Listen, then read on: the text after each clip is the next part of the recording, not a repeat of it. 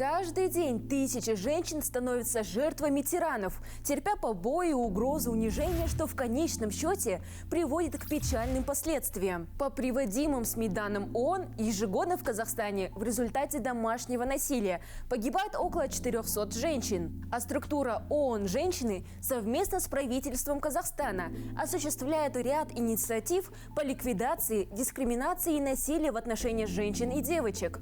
Среди инициатив, к примеру, сбор и анализ данных из официальных источников о насилии в Казахстане, участие женщин и мужчин в различных конференциях и тренингах, а также многое другое.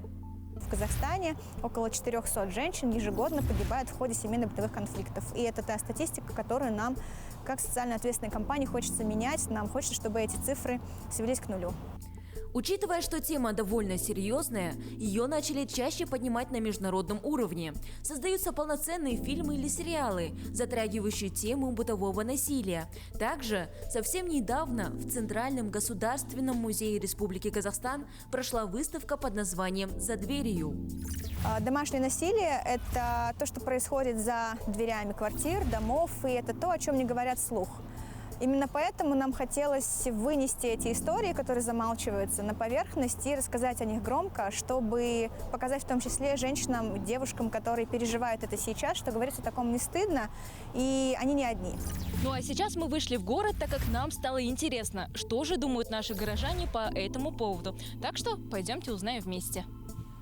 Добрый день, телеканал Алматы. Как вас зовут? Меня зовут Марина. Очень приятно, меня Дильнара. Хочу задать вам один вопрос. Как вы относитесь к бытовому насилию? Ну, отрицательно, конечно.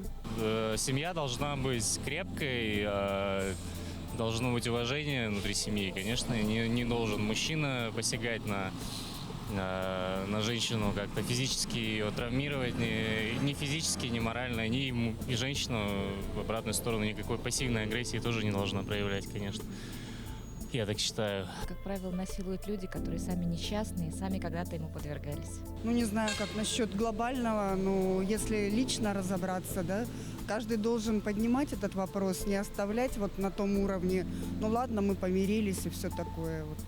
Я считаю так. Если человек зол на себя внутри или какие-то проблемы у него были в детстве, то есть нужно образовываться духовно, нужно образовываться интеллектуально.